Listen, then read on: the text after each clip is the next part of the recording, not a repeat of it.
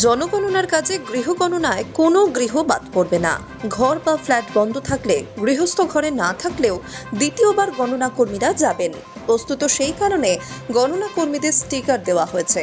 সোমবার সল্টলেকে পশ্চিমবঙ্গের জনগণনা কার্যনির্দেশক নিখিল পবন কল্যাণ জানান, নাগরিক যাতে তার বাড়িতে আসা গণনাকারীকে চিহ্নিত করে যোগাযোগ করতে পারেন, তার জন্য গণনাকারী দরজায় স্টিকার দিয়ে আসবেন।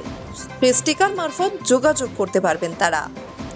রবিবারই মুখ্যমন্ত্রী শুভেন্দু অধিকারী তথ্য দিয়ে জানিয়েছিলেন, দেশের মধ্যে সর্বাধিক সংখ্যায় সেলফ এনুমারেশন হয়েছে বাংলায়। আবাসিক গৃহের পাশাপাশি বাণিজ্যিকভাবে ব্যবহৃত ঘরগুলিও এই গণনায় অন্তর্ভুক্ত করা হবে, আর এই লক্ষ্যে পৃথক প্রশ্নাবলী প্রস্তুত করা হয়েছে। জনগণনার প্রথম ধাপে পশ্চিমবঙ্গের 53 লাখেরও বেশি পরিবার স্বগণনা বা সেলফ এনুমারেশন সম্পন্ন করেছেন।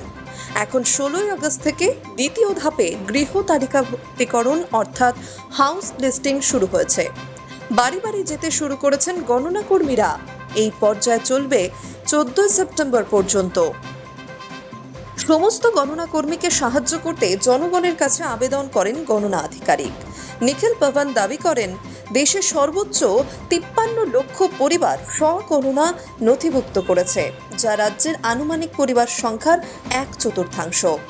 তবে অংশগ্রহণকারী উত্তরদাতাদের 93.84% নাগরিক সফলভাবে অনলাইনে গণনা সম্পন্ন করেছেন। টোল ফ্রি হেল্পলাইন 1855 নম্বরও চালু হয়েছে। গণনায় যুক্ত 1,70,000 এনুমারেটর ও 30,000 সুপারভাইজার। প্রতি এনুমারেটরকে 150 থেকে 200 পরিবারের তথ্য সংগ্রহ করতে হবে।